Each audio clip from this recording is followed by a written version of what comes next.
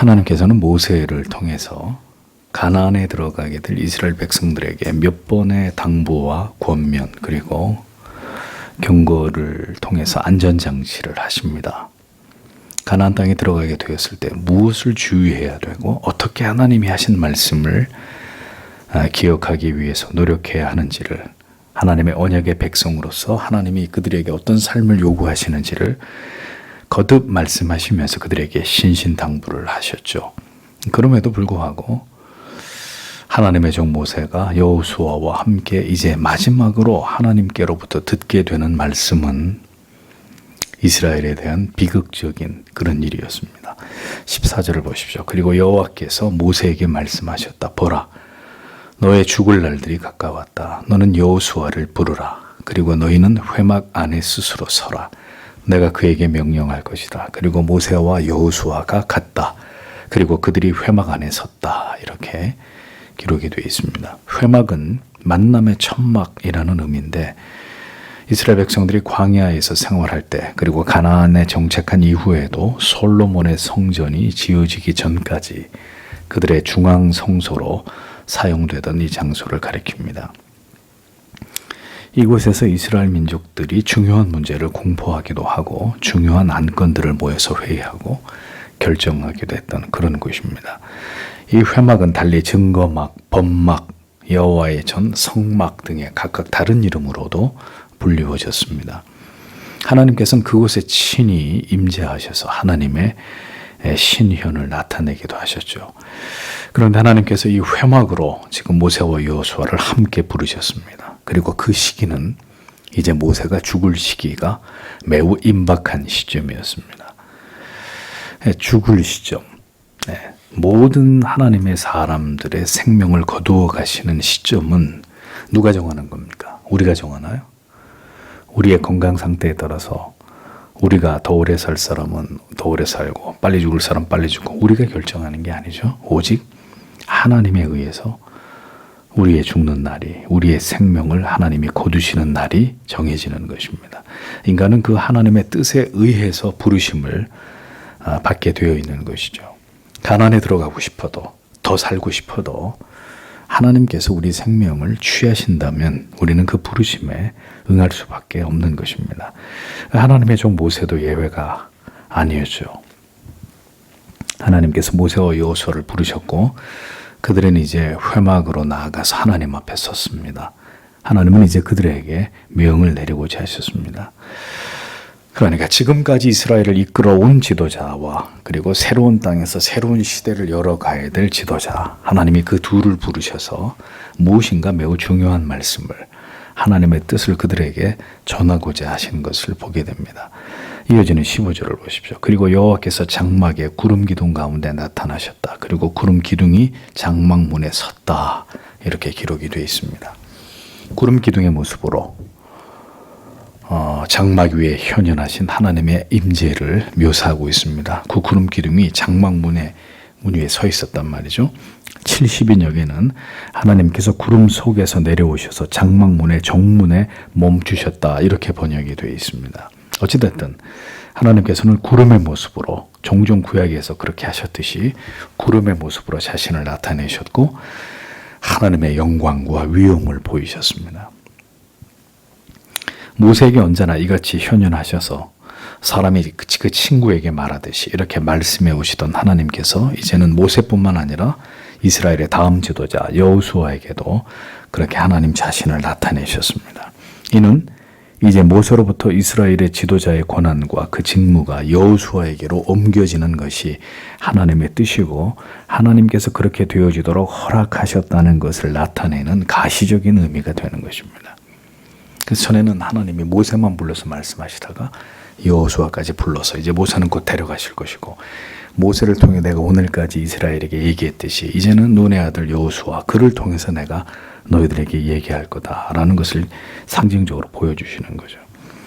인간은 감히 하나님 앞에 설 수 없는 존재에 불과하지만 하나님이 허락하신 하나님이 내 앞으로 나오라고 말씀하신 지도자 모세와 여호수아는 이렇게 하나님 앞에 서서 하나님의 뜻을 계시받는 그런 특별한 하나님이 부르신 그런 존재다라는 것을 보이고 있는 것입니다. 이로써 지도자에게 위임된 하나님의 권위를 백성들로 하여금 보게 하심으로 모세의 뒤를 이어 여호수아의 말도 그들이 잘 따라야 한다는 사실을 상징적으로 하나님께서 나타내고 계셨던 것입니다. 이렇게 친히 모세와 여호수아에게 그렇게 하나님이 자신의 현현을 보이시면서까지 그분이 또 특별히 말씀하고자 하신 것이 무엇이냐 16절에 그리고 여호와께서 모세에게 말씀하셨다. 보라 너는 내 조상들과 함께 누울 것이다. 그리고 이 백성이 일어날 것이다. 그리고 그가 그 가운데 거기로 들어가는 그 땅에서 이방의 신들의 뒤를 음란히 쫓을 것이다. 그리고 그가 나를 버릴 것이다. 그리고 내가 그와 맺은 나의 언약을 그가 깨뜨릴 것이다. 이렇게 기록이 되어 있습니다. 하나님께서 모세에게는 개인적으로 한 가지 기쁜 소식을 주시면서 민족 전체에 대해서는 나쁜 소식을, 슬픈 소식을 전하셨습니다. 먼저는 하나님께서 모세의 죽음을 알리십니다. 이제 네가 곧 내 조상들과 함께 눕게 된다. 이렇게 말씀하셨습니다. 너의 열조와 함께 잔다는 의미는 이 죽음에 대한 완곡한 표현인데 중요한 것은 그냥 죽는 게 아니에요. 하나님이 모세에게 넌 이제 죽는다 이렇게 말씀하지 않았고 죽음을 하나님께서는 그의 믿음의 조상들에게로 돌아가는 것이다. 이렇게 표현하고 계시는 거죠. 자, 이것이 바로 구약 성경 속에 나타나고 있는 내세에 대한 사후 세계에 대한 하나님의 말씀입니다. 죽음은 그것으로 모든 것이 끝이 아니라 믿음의 선진들이 있는 곳으로 그들이 쉬고 있는 곳으로 나도 돌아가는 것을 의미하는 것이다. 구약 성경에서 얘기하고 있는 내세관이에요. 먼저 안식하고 있는 우리들의 모든 믿음의 선진들, 조상들에게로 돌아가서 그들과 함께 주님이 다시 이 땅에 오실 때까지 영원한 안식 속으로 들어가는 것. 이게 죽음이다. 하나님이 모세에게 하시는 말씀을 통해서 우리는 이것을 깨닫게 되는 것입니다. 누구나가 모두 죽음을 맞이하게 되어 있습니다. 그러나 이 사실을 잊어버린 채로 이기적인 삶을 살아가는 자들에 대해서 성경에 뭐라고 하죠? 멸망하는 짐승과 같다. 이렇게 얘기합니다. 멸망하는 짐승과 같다. 인생의 본분이 하나님을 경외하고 그를 즐거워함으로 그 말씀을 따라 살아가는 것이 가장 지혜로운 삶이라는 것을 인간은 분명히 믿어야 합니다. 여러분들에게 수도 없이 말씀드리잖아요. 모든 것이 하나님의 영광을 위해서 사는 것도, 공부를 하는 것도, 결혼을 하는 것도, 자녀를 낳아 기르는 것도, 회사를 다니는 것도, 뭘 하든지 먹든지 마시든지 무엇을 하든지 그것이 하나님의 영광을 드러내기 위한 것과 어떻게 연관이 되느냐. 그게 우리 존재의 이유이고 목적이거든요. 그게 제일 지혜로운 삶입니다. 자, 그런 삶을 살고 난 다음에 우리가 돌아가는 것이 열조에게로 돌아가게 된다. 자, 여러분, 이 말씀을 들은 모세에게 이 말이 슬픔이 되었을까요? 위로가 되었을까요? 엄청난 위로가 되는 말씀이죠. 죽는다는 말이 이렇게 위로가 되고 이렇게 기쁘지 않았을 겁니다. 왜냐하면 그 죽는다는 말을 다른 사람이 해주긴 다른 존재가 하고 있는 게 아니라 누가 하는 거예요. 하나님이 모세에게 네가 죽는데 모세가 그냥 죽는 게 아니라 믿음의 열조들이 있는 그곳에 너도 가서 이제 쉬는 거다. 이렇게 말씀해 주잖아요. 저는 제가 죽음을 앞둔 시점에서 여러분 우리가 모두 죽음 앞에 섰는데 우리의 죽음이 그리스도 안에서의 죽음이에요. 그래서 우리가 죽음을 초읽기에 두고 있는 상황에서 우리의 마음 가운데 하나님이 성령께서 이제 곧 너는 내 품에 안기게 된다. 너는 이제 영원한 나라에 오늘 내 영혼이 낙원에 있게 된다. 두 팔 벌리고 주님이 지금 너를 기다리고 계신다. 누군가가 하나님이 우리에게 혹은 뭐 천사가 뭐 어떤 존재가 죽음이 임박한 가운데서 그런 말을 그런 사인을 우리에게 준다면 여러분 죽음을 두려워하시겠습니까? 우리는 아마 온 얼굴에 미소를 가득히 띠면서 가족들은 막 눈물을 흘리면서 아버지 돌아가시면 안 돼요 뭐 이러고 있는 상황이 있겠지만 정작 우리는 그런 확신과 정말 잠시 후에 그토록 기다리던 영원한 나라에 내가 들어간다는 그 감격스러움 때문에 다른 분들은 막 눈물을 흘리고 사별의 슬픔을 애석해 할 때 우리는 속으로 그 기쁨으로 아마 찬송을 부를 거예요. 지금 잠시 후에 내가 들어가게 될 곳이 영원한 천국이라는 확신이, 소망이 나를 지금 지배하고 있다면. 모세가 그랬다는 거죠. 모세가. 성도 여러분, 죽음이 임박해 올 때 천국에 대한, 내세에 대한 확신을 여러분 모두가 갖게 되기를 축복합니다. 하나님께서 우리의 영혼 가운데 모세와 같이 영원한 하나님의 나라에 대한 분명한 소망과 확신을 심어 주시기를 기도합니다. 자, 그렇게 모세는 이제 영원한 안식 가운데 들어가게 되지만, 자, 아직 그 다음이 문제인 거죠. 이어 말씀하시는 이스라엘 백성들에게 행하게, 이스라엘 백성들에 대해서 하시는 하나님의 말씀은 참 슬픈 이야기예요. 모세는 그렇게 이스라엘을 영도했던, 40년 동안 이스라엘을 출애굽시키고 이제 가나안에 들어가게 했던 이 사명을 다한 모세는 그 조상들과 함께 눕게 되는, 이 영광을 누리게 되는데, 문제는 남겨진 이스라엘 백성들이에요. 그 이스라엘 백성들이 어떻게 된다는 겁니까? 그들이 하나님 앞에 큰 죄를 범하게 된다라는 거죠. 그러니까 이 말씀을 듣는 은퇴하는 모세와 새롭게 지도자 자리에 오르는 여호수아의 마음이 참 미어지는, 아픈 그런 하나님의 예언이 아닐 수 없는 그런 말씀을 지금 듣게 되는 것입니다. 이스라엘 백성이 가나안 땅에 들어가서 그들이 행하게 되는 일은 여호와 하나님의 율례와 법도와 계명을 따라서 하나님을 경외했던 것이 아니라 그 땅에서 그 이방의 우상의 신들을 숭배하게 되고, 우상 바알과 아세라와 뭐 이런 이제 이방의 그 우상의 잡신들을 숭배하는 행위 자체가 음란한 행위였기 때문에 자연히 음행을 일삼게 되고, 결국 하나님을 버리고 하나님께서 그들과 세우신 언약을 그들이 어기게 될 거라고, 앞으로 이스라엘이 가나안 땅에 들어가서 일어날 일을 하나님의 여호수아와 모세에게 말씀하고 계시는 것입니다. 하나님께서는 지금까지 너희가 가나안 땅에 들어가면 이스라엘 백성들이 하나님과 맺은 언약을 기억하면서 모든 율례와 법도와 계명을 지킬 것을 말씀해 오셨습니다. 계속 마지막 모세의 고별 설교 안에다가 계속 그 얘기를 모세를 통해 이스라엘 백성들에게, 다음 세대들에게 말씀해 오셨단 말입니다. 그런데 불현듯 이제 모세의 죽음을 말씀하시면서 가나안 입성이 코앞에 다가온 이 상황에서 다음 지도자 여호수아까지 모세와 함께 있는 그 자리에서 하나님은 이스라엘에 대해서, 이스라엘이 지금까지 이 모든 하나님의 말씀을 들었음에도 불구하고 결국 가나안에서 그들이 무엇을 선택하게 될지, 어떤 삶을 선택하게 될지 청천벽력 같은 말씀을 하고 계셨다는 겁니다.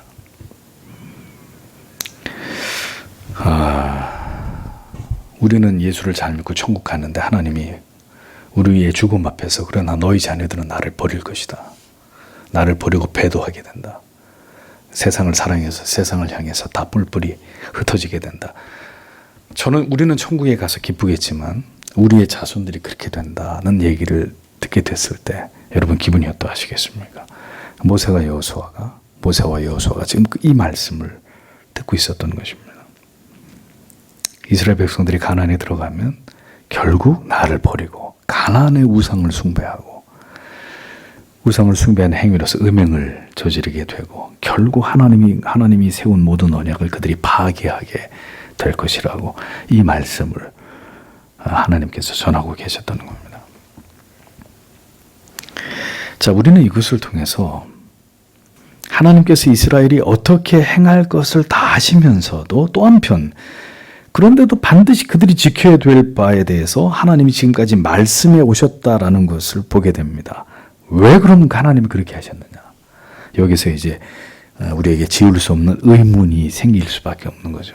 아니, 가나안 땅에 들어가서 그 가나안의 우상들 숭배하면서 음란에 빠지고 결국 하나님 버릴 거 다 알고 계셨는데 뭐하러 모세를 통해서 계속해서 하나님의 율례와 규례와 법도를 말씀하시면서 이걸 지키면 복을 받고 어기면 저주를 받는다. 아니, 그 얘기를 뭐하러 하셨냐 이거죠. 뭐하러. 다 아시면서.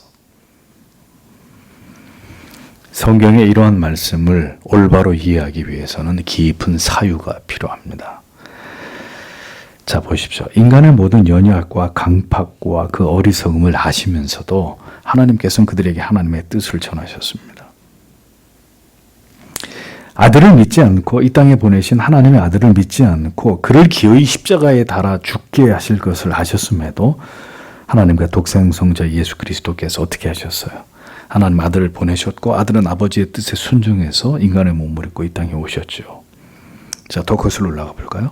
선악을 알게 하는 나무를 따 먹을 것을 아셨음에도 그 나무를 동상 중앙에 두시고 그 나무 열매를 따먹지 말라고 말씀하셨습니다. 베드로가 그리스도를 배신할 것을 다 아시면서도 주님은 갈릴리 호숫가에서 그를 제자로 부르시고 3년이나 가르치십니다. 다윗이 간음의 죄를 범할 걸 아시면서도 그를 기름 부어서 이새의 아들 중에 막내인 그를 이스라엘의 가장 위대한 왕으로 삼으셨습니다. 자, 성경이 우리에게 뭘 말씀하려고 하는 것일까요? 하나님께서는 인간을 아시는 분이시라는 겁니다. 인간을 지으신 분이 하나님이시기 때문입니다. 인간의 그 전적 무능, 인간의 그 전적 타락, 인간의 그 전적 부패, 하나님이 다 알고 계신다는 거죠. 그러므로 우리의 행위나 우리의 의를 통해서 우리를 구원하고자 하심이 하나님의 뜻이 처음부터 결코 아니셨다라는 걸 우리는 깨닫게 되는 겁니다. 인간에게 어떤 기대를 가지고 계시고 그 기대를 너희가 분명히 이룰 것이다. 이걸 소망하시면서 우리를 이끌어가고 계시는 하나님이 아니시다라는 것입니다. 그러니까 오직 모든 대안은 우리를 구원하시기 위한 방법은 처음부터 하나님께 있었다라는 것을 우리는 깨닫게 되는 것입니다. 모든 계획을 하나님이 다 세우셨고 모든 길을 하나님께서 여신 것입니다. 구원은 전적인 하나님의 은혜요. 죄인을 향하신 자비와 사랑과 긍휼 뿐이라는 것을 성경은 모든 구약과 신약의 모든 곳에서 이렇게 구석구석 찌르면 찌르는 대로 우리에게 그것을 분명하게 보여주고 있다는 것입니다. 하나님은 우리의 인간의 연약함을 아십니다. 그렇게 많은 이적과 기사를 보여주고 불과 구름 기둥으로 홍해를 육지처럼 가르면서 그렇게 이스라엘을 이끌어서 결국 젖과 꿀이 흐르는 땅으로 인도하신 이가 하나님이심을 알았어도 결국 그 하나님을 버리게 되는 이스라엘. 그게 곧 인간의 실존이며 인간의 그 한계라는 것을 성경이 우리들에게 보여주는 것입니다. 아무런 의의가 없는 존재. 어떤 것도 기대할 수 없는 존재. 조금도 우리 안에 뭔가 선한 것을 찾아내서 하나님께 이것이 선합니다라고 말할 수 없는 존재가 인간이라는 것입니다. 인간.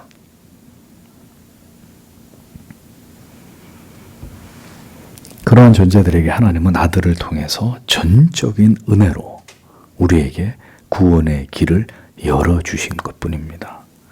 우리는 죽을 때까지 우리의 노력으로 의에 이룰 수 없고 그 하나님을 온전히 영화롭게 할 수 없습니다. 그럼에도 불구하고 성경은 하나님의 영광을 위해서 하나님을 영화롭게 하기 위해서 살아라. 하나님을 이런 말씀을 계속하고 계시죠.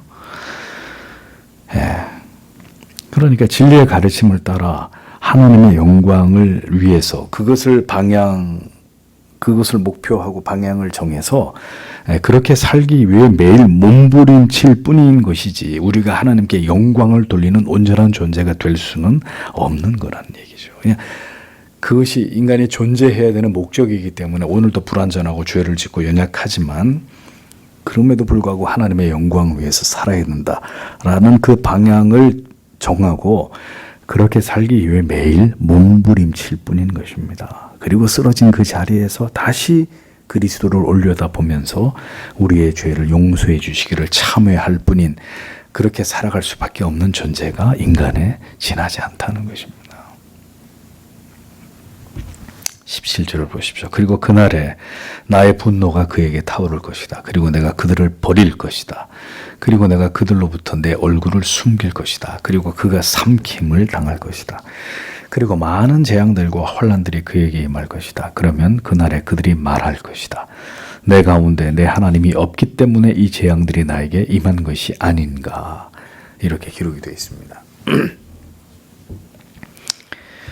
그토록 하나님과 이스라엘 백성과의 관계에 대해서 하나님이 말씀하시면서 그들이 가나안 땅에서 어떤 삶을 살아가야 하는지를, 어떤 성별된 삶을 살아가야 되는지를 누차 강조하여 말씀하셨어도 결국 하나님을 버리고 우상을 숭배하면서 음행을 저지르게 될 이스라엘을 향해서 하나님이 뭐라고 하십니까? 분노할 것이다. 내가 그들을 버릴 것이다. 이렇게 말씀하십니다. 그러니까 이것이 바로 죄를 지은 자들에 대한 하나님의 심판이고 그 결과라는 것을 성경이 분명하게 말씀하는 거예요.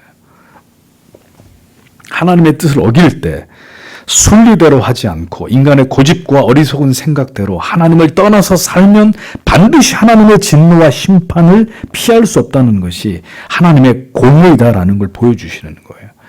하나님께서 그들의 불순종과 죄로 인해서 얼굴을 내가 그들에게서 숨기고 재앙과 환난으로 그들이 삼킴을 당하게 하실 것이라고 말씀하십니다. 그러므로 성도 여러분, 모든 우리의 인생의 괴로움과 고통과 재앙은 우리가 하나님을 멀리하고 하나님을 버리고 하나님의 뜻에 불순종한 결과란 말입니다. 우리가 하나님의 말씀을 어긴 결과입니다. 그때나 지금이나. 하나님의 백성들이 하나님의 율례와 법도와 계명을 어길 때 반드시 이것에 대해서 하나님이 징계하시고 그 진노를 드러내시는 하나님이시다라는 것을 잊어서는 안 됩니다. 하나님께서 얼굴을 감추신다는 것은 하나님의 얼굴이 어디 있어요? 근데 이렇게 표현하시는 거죠. 인간이 이해하기 쉽도록 하나님과 무관한 자인 것처럼 하나님이 대우하시겠다는 거예요. 하나님이 그들을 전혀 알지 못하는 자들처럼 하나님이 그렇게 그들을 대우하신다. 버린다는 거죠. 인간들이 하나님을 멀리했기 때문에 하나님도 그들을 멀리하실 것이라는 거예요. 그들에게서 내 얼굴을 감추어버린다. 보지 않겠다는 거잖아. 이제 내 자녀들로 대우하지 않겠다고 말씀하시는 것입니다. 지금도 하나님의 자녀로 하면서 하나님과 무관한 채로 우리의 삶을 살아간다면 단지 주일날 교회에 나와서 1시간 동안 이 자리에 앉아 있다는 것뿐인, 그러니까 그게 전부인 하나님의 자녀라고 하면서도 하나님과 무관한 채로 우리의 삶을 살아간다면 하나님의 율례와 법도와 계명을 따라 하나님의 말씀을 사랑하고 하나님께 기도하지 않는 불신자를 방불하는 이런 삶을 살아간다면 그 결과는 여러분 우리의 인생의 모든 어려움과 고난과 괴로움과 고통을 우리가 결국 자초하게 되는 것일 뿐입니다. 그걸 분명히 알아야 하는 거죠. 하나님과 무관한 삶을 선택하는 것은 하나님이 아니에요. 우리 자신이지. 하나님 그렇게 하라고 하신 게 아니에요. 우리가 선택한 거죠. 우리가 예배를 멀리하고 우리가 말씀과 기도와 성도의 교제와 하나님을 깊이 알아가는 일을 게을리한 결과가 우리의 삶의 곤고함과 세상이 이토록 온통 혼란과 죄악의 도가니로 절망에 빠져가는 이런 상태로 추락하고 있는 것을 우리가 보지 않습니까? 누구를 원망하겠어요, 이거를. 누구를 탓하겠냐고요. 하나님이 마치 계시지 않는 것 같은 삶. 이 세상을 보세요. 하나님 계시는 것 같아요? 우리가 살아가는 이 세상을 보자고요. 정말 하나님이 살아 계시는 것 같아요, 이 세상에? 하나님이 어디에도 계시지 않은 것 같은 이런 세상, 이런 삶. 모든 것이 우리가 하나님을 잊고 산 그 결과다라는 것을 기억해야 합니다. 이스라엘이 그렇게 하나님을 버리고 우상을 숭배하는 사악한 삶을 살아가게 될 때, 그로 인해서 하나님의 진노와 심판을 받게 될 때, 자, 그렇게 해서 깨닫고 회개하는 그림이 가장 좋은 그림인데 어떻게 한다고요? 어처구니 없게도 이렇게 원망하게 될 것이라고 하나님이 미리 그것까지 다 말씀하십니다. 뭐라고요? 이 재앙이 우리에게 임한 것은 우리 하나님이 우리 중에 계시지 않은 까닭이 아니겠느냐. 즉 하나님이 우리를 버렸기 때문에 우리가 지금 이런 거다. 여러분, 하나님을 잊어버린 자들이, 진리를 항상 멸시하고 조롱하던 자들이, 그래서 그들 마음대로 죄악된 인생을 살다가 마침내 재앙을 맞게 되면 그들이 말하는 공통점이 있어요. 그들이 공통되게 말하는 게 있어요. 그게 뭔지 아십니까? 아니, 하나님이 있다면, 신이 있다면 이런 일이 일어나면 안 되지, 세상에. 나한테 이런 일이 일어나면 안 되지, 신이 있으면은. 아주 전형적인 말들이잖아요. 하나님을 멸시하고 업신여기면서 사는 사람들이 뭔가 재앙이 터지면 그게 딸린 입이라고 하는 얘기가 뭐야. 신이 있으면 어떻게 이런 일이? 신 따위가 있으면은 어떻게 세상에 이런 일이 일어나고 나한테 내 인생에 이런 일이 일어나냐고 망발을 한단 말입니다. 이스라엘 백성들처럼. 신이 있는데, 신이 존재하는데 왜 내 인생이 이 모양이고 이 세상에 이런 일들이 일어나, 이 세상이 이렇게 돌아가고 왜 그런 일들이 일어나도록 내버려 둔다는 말이냐.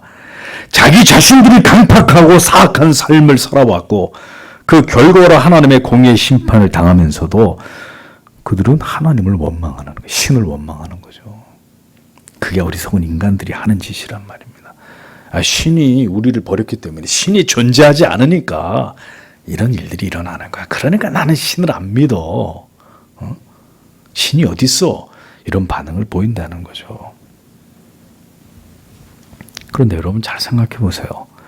하나님이 인간들에게 그런 원망을 받으셔야 되는 분이십니까? 아니, 하나님이 뭘 잘못하셨습니까? 인간이 다 죄를 짓고 완악하고 교만하고 강팍하고 불순종하고 지들 하고 싶은 대로 다 한 결과가 그들의 삶의 재앙으로 하나님의 심판으로 나타나는 것인데 누구를 원망하는 거예요? 하나님을 버린 것은 인간입니다. 인간의 우매함입니다. 지금처럼. 어떻게 살아도 길을 쓰고 인간들이 하나님의 존재를 지우려고 하잖아요. 그러면 교회는 온몸을 던져서라도 인간들이 지우려고 하는 그 하나님의 이름을, 그 존귀하신 하나님의 아들 우리의 구원자 예수 그리스도의 이름을 지켜내려고 세상에 선전포고를 하고 예수 믿지 않으면 지옥에 떨어집니다. 멸망밖에 없습니다. 죄를 회개하고 그리스도께로 돌아오십시오. 그 앞에 무릎을 꿇으십시오. 라고 얘기해야 되는데 세상이 빌붙어가지고 말입니다. 그 말을 못하는 거죠. 못하는 거예요. 복음을 얘기하지 않는 거잖아요. 죄를 얘기하지 않는단 말이에요. 죄를. 미안합니다. 우리가 잘못했습니다. 우리가 좀 더 잘하겠습니다. 이런 미친 소리들을 하고 있는 거죠. 이게 현실입니다. 우리의 현실.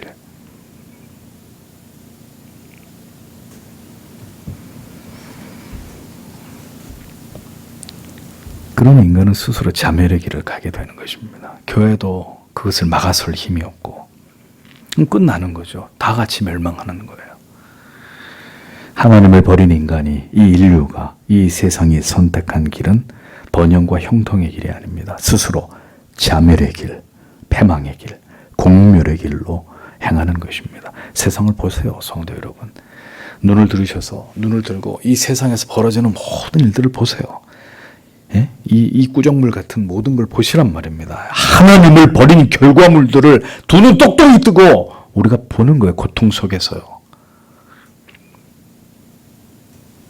교회가 복음을 버릴 때 세상이 얼마나 심각하게 망가져 가는지를 하나님의 사람들이 보고 가슴을 치면서 회개하면서 하나님, 이 땅을 긍휼히 여겨달라고 기도해야 되는 것이죠. 우리가 할 수 있는 게 뭐가 있어요, 이제요? 뭐가 있습니까? 모든 것이 무너지고 있는 오늘의 현실이 우리들에게 무엇을 깨닫게 하는지를 깊이 그리스도인은 깊이 그것을 생각해야 합니다. 세상이 왜 이렇게 되고 있나? 왜 이런 일들이 일어나고 있는? 눈만 뜨면 세상에서 들려오는 고통스러운 이런 소식들. 우리가 왜 이런 세상에 지금 살고 있나? 왜? 저들을 욕할 게 아니라는가요? 제가 여러분들에게 누누이 말씀드리지만 모든 것이 절망적인 상황 속에서 우리가 복음을 굳게 붙들고 있는가? 영원한 나라를 붙들고 있는가? 소망하고 있는가? 우리의 소망이 사라지지 않을 것에 지금 고정되어 있는가? 이런 말씀 드려도 이런 주제에 관심을 갖는 그리스도인들은 소수에 지나지 않아요. 멀리 갈 것도 없고 저희 교회만 해도 목사가 아무리 이런 말씀을 피맺힌 감정으로 호소를 해도 이런 진리에 이렇게 귀를 기울이시면서 그렇지, 다수가 아니라고요. 다수가 절대로. 18절에 그리고 내가 그날에 그가 행한 모든 악으로 인하여 반드시 나의 얼굴을 숨길 것이다. 왜냐하면 그가 다른 신들에게로 돌이켰기 때문이다. 라고 기록하고 있습니다. 자, 여러분, 이스라엘 백성들이 행한 그 모든 악으로 인해서 하나님께서는 그 얼굴을 반드시 숨기시겠다. 또 말씀하시죠. 바로 앞에서 얘기해 놓고 두 번째 또 얘기합니다. 앞절에서도 말씀하시고 2절에서도 또 내가 얼굴을 숨기다. 두 번째 강조하는 것은 반드시 그렇게 하겠다는 하나님의 의지의 표명입니다. 반드시 하나님께서 하나님을 버린 이스라엘에 대해 악에 대해서 심판할 것이다. 나도 그들을 버린다. 모든 관계는 이제 깨지는 거다. 끝이다. 이 말씀하시는 거죠. 하나님을 버릴 때, 이스라엘이 그 언약에 택한 백성들이 하나님을 잊을 때, 그리고 우상을 숭배할 때, 하나님보다 이 땅의 것들을, 영원하지 않은 것들을, 세상에서 내가 누리고 맛보고 즐거워할 것에 집착하여 결국은 하나님 경외함을 버릴 때 하나님께서도 자기 백성들을 이 땅에서 버리신다. 이 땅의 교회들을 버리실 것이다. 그러니까 이런 의미는 버리시는 것을 통해서 그들을 돌이켜 회개케 하시겠다는 하나님의 의지도 있으시고, 여기서 버려져서 다시 돌아오지 못하고 멸망을 당한다면 그들은 하나님의 자녀가 아니다라는 의미가 되는 거죠. 그러니까 버렸다는 의미는 얼굴을 숨기겠다 이런 의미는 더 강렬하게 인간이 하나님을 향해 대항해서 저지른 악에 대해서 하나님이 어떻게 대응하시겠다는 것을 보여주시기 위한, 강조하기 위한 표현이고, 엄밀하게 따지면 이런 하나님의 심판을 통해서 회개하고 돌아오는 하나님의 백성들이 있을 것이고, 거기서 끝까지 하나님을 버리고 우상을 숭배하면서 하나님을 버리면, 하나님을 버린 게 아니라 처음부터 하나님의 사람들이 아니었기 때문에 배도를 통해서 결국 다시 세상으로 우상을 숭배하고 음행을 행하고 돌이키지 못하는 길로 가게 되는 것이다 라는 것을 의미하는 거죠. 흑암이 몰려오고 결국 하나님의 심판 속에 세상이 불타오르게 될 때 하나님을 버린 자들 또한, 처음부터 하나님 안에 있지 않았던 자들 또한, 또 진리를 버리고 하나님 경외함에 바른 믿음에서 떠난 모든 자들도 그 심판에서 결코 벗어나지 못하게 될 것입니다. 하나님께서 얼굴을 숨기시면 우리는 저절히 고난을 받게 될 것입니다. 우리는 고통하며 신음하게 될 것입니다. 반대로 하나님이 통치하실 때 세상은 평화로워지고 성도와 교회는 평강과 희락과 부흥을 맛보게 되는 것입니다. 그러나 하나님의 백성들이 하나님을 버림으로 바른 진리와 신앙에서 멀어지게 될 때 우리는 세상의 무너짐을 지금처럼 목도하게 되는 것입니다. 하나님께서 우리를 향해서 얼굴을 가리실 때 우리 삶이 얼마나 피폐해질 수 있는지를 처절하게 경험하게 되는 것입니다. 그러니 여러분, 신자는, 모든 시대 속에 깨어있는 신자는 하나님의 얼굴을 구하는 사람들이었어요. 그게 무슨 말이냐? 그 시대 속에 살면서 시대가 되어져 흘러가는 모습과 방향을 보면서 신자는 본능적으로 하나님의 뜻이 무엇입니까? 이 시대를 이 시대와 민족을, 이 세상을, 이 나라를 바라보시는 하나님의 마음이 무엇입니까? 성도는 그 하나님의 마음을 깨닫고자 하는 대로 달려가게 되어 있단 말이죠. 그러면서 생각하는 거예요. 지금은 하나님께로 돌아가야 될 때다. 하나님께로 돌아가지 않으면 망할 수밖에 없는 때이다. 지금 다른 신을 쫓으면서 악을 행할 때가 아니라 우리를 향해 점점 그 얼굴을 가리고 계시는, 숨기고 계시는 하나님이신 것을 안다면 하나님의 얼굴을 구하면서 하나님이 부디 우리를 긍휼히 여겨주시기를 기도하는 일에 그리스도인은 거기에 모든 것을 걸게 되는 거예요. 이제 이것이 지나면 이제 멸망이니까, 이것이 지나면 하나님의 심판이니까.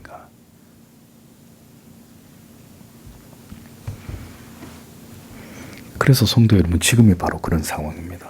부디 하나님을 바르게 예배하고 신앙의 바른 길을 가기 위해서 몸부림을 치고, 이 진노 가운데서도 이 땅을 향해, 이 시대를 향해 하나님이 긍휼을 베풀어 주시기를, 지금 마치 하나님이 안 계시는 것처럼 악인들이 득세하면서 모든 것들을 유린하고 있잖아요. 마치 자기들 세상인 것처럼. 이 세상을 보세요.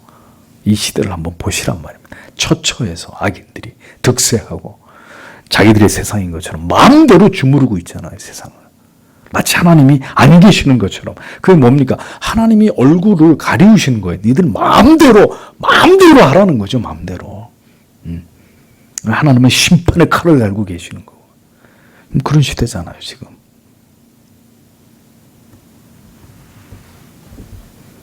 성도 여러분, 우상을 버리십시오. 음행을 버리십시오. 하나님보다 더 사랑하고 더 집착하고 우리의 고집과 뜻대로 행하려고 하는 것들을 포기하십시오. 영적인 간음을 범하지 않도록 깨어있기를 사모하십시오.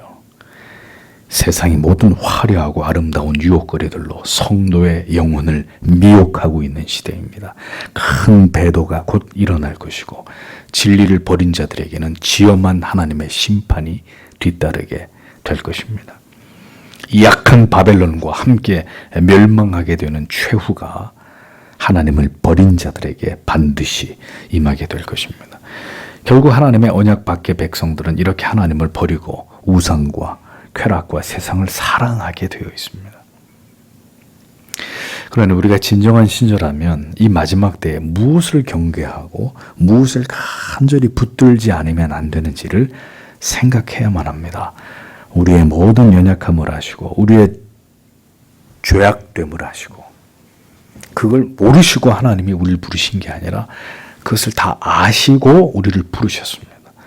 그러니까 오늘도 이 진리가 하나님의 은혜를 입은 자들에게는 더욱 하나님의 이 같은 긍휼과 자비와 그 까닭 없는 하나님의 은혜와 사랑 앞에서 더 하나님을 경외하는 마음을 불러일으키게 되는 은혜가 되는 것이고 하나님의 은혜 밖에 있는 자들에게는 이런 진리를 듣고도 여전히 하나님을 멀리하고 세상을 사랑하는 삶을 그 생존의 절박한 그 문제를 하나님께 맡기지 못하고 그걸 붙들고 안달복달하면서 살아가는 그 삶의 고리를 끊어내지 못하는 거예요. 그렇게 계속 거기에 치여서 그 인생이 좀 먹듯이 이렇게 갉아먹히고 있는데 우리의 주어진 시간이 그걸 못 느끼는 거죠. 그게 멸망의 길로 가는 거예요.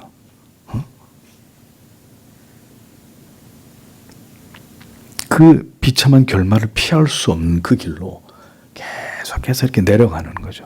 하나님의 특별한 은혜로 그 가운데 하나님의 택자들이 있어서 하나님이 그걸 끄집어내가지고 다시 하나님께로 하나님을 바라보면서 믿음으로 살도록 하나님 만들지 않으시면 거기에 이렇게 물려가지고 이 세상이 돌아가는 이 톱니바퀴에 이렇게 물려가지고 같이 이렇게 돌아가면서 정신없이 살면서 그렇게 하나님을 향해서 점점 더 멀어지는 은혜의 사각지대로 점점 이렇게 멀어지는 이런 일들이 일어날 수밖에 없는 것입니다.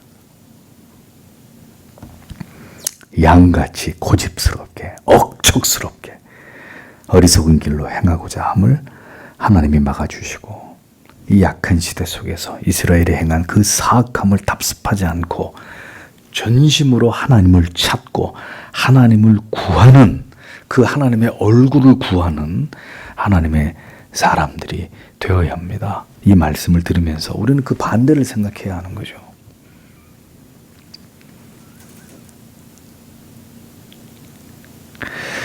바로 그들에게 진정한 약속의 땅, 이스라엘은 가나안 땅을 얻고도 결국 그 땅에서 쫓겨나고 패망하는 역사를 쓰고야 말았지만 오늘 이 말씀을 듣고 이 진리의 말씀을 가슴에 새기면서 하나님 앞에서 살아가고자 하는 자, 진정한 약속의 땅, 영원한 하나님의 나라, 하나님이 그들에게 주실 것이라는 사실을 믿어 의심치 않습니다.